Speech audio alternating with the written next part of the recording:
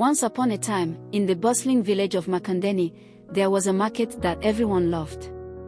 It was a place full of life, colorful stalls overflowing with fruits, spices, and fabrics.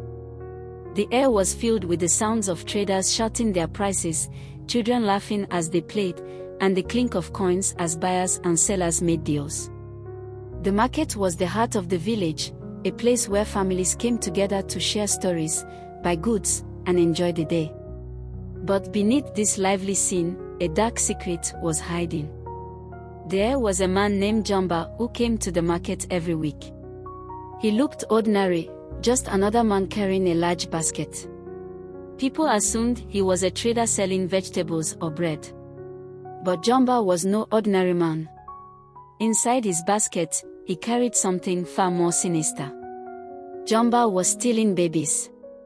For months, Jamba had been lurking in the market, watching mothers with their little ones.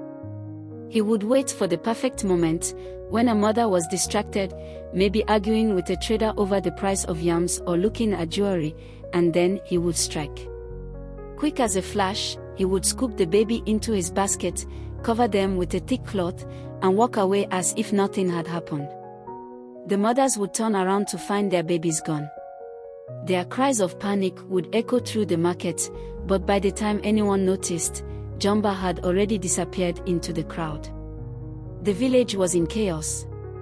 Mothers were afraid to come to the market. Fathers warned their families to stay home.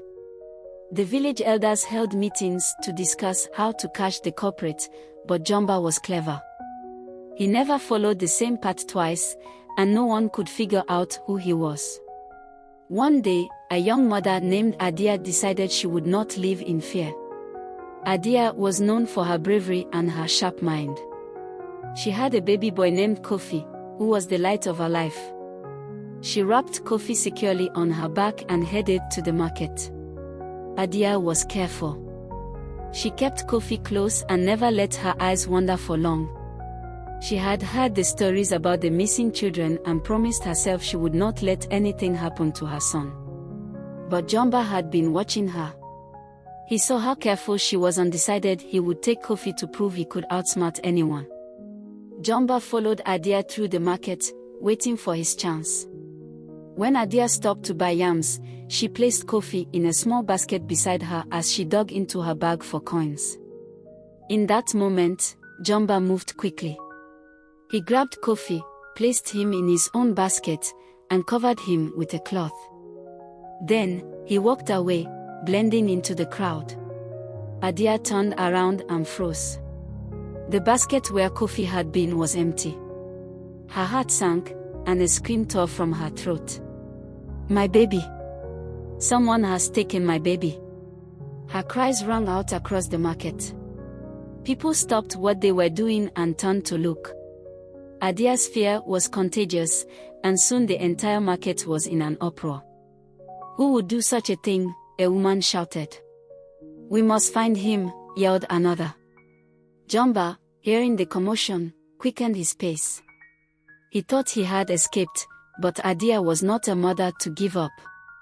She spotted Jamba's basket in the distance and noticed it was covered with a cloth that moved slightly, as though something inside was struggling. "That's him. Stop that man!" Adia shouted, pointing at Jamba. A group of villagers ran after him. Jamba tried to push through the crowd, but the villagers were too many. A strong young man named Kwesi blocked his path and grabbed the basket from him.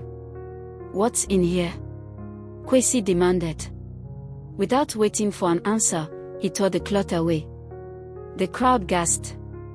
Inside the basket were not one, but 7 babies, all crying and frightened. Among them was little Kofi. The mothers rushed forward, tears streaming down their faces as they picked up their babies. Adia clutched Kofi tightly to her chest, sobbing with relief. "My baby!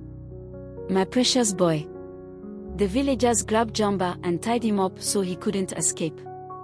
They dragged him to the village elders, who sat in the center of the market, their faces filled with anger and disappointment. "Why have you done this?" the chief elder asked Jamba. Jamba hung his head. I was desperate. I sold the babies to strangers who paid me money. I didn't know what else to do to survive. The crowd erupted in anger. You stole our children. You tore apart families. There is no excuse for what you've done. The elders agreed. They decided Jamba would be banished from the village forever. You will never again set foot in Makondeni, the chief elder declared. You will live with the shame of your actions for the rest of your life. As Jamba was led away, the villagers turned their attention back to the mothers and their babies. Adia stood in the middle of the crowd, holding Kofi close. The other mothers surrounded her, thanking her for her bravery. From that day on, the market of Makondeni changed. Mothers never let their babies out of their sight, and the villagers worked together to watch over each other. They created a system where no child could be taken without someone noticing. Adia became a symbol of strength and love, and her story was told for generations. Remember, the elders would say, a child is the most precious gift. Protect them, always. And so, the village of Makondeni remained a lively, joyful place, safe for all, where no mother ever had to cry tears of loss again.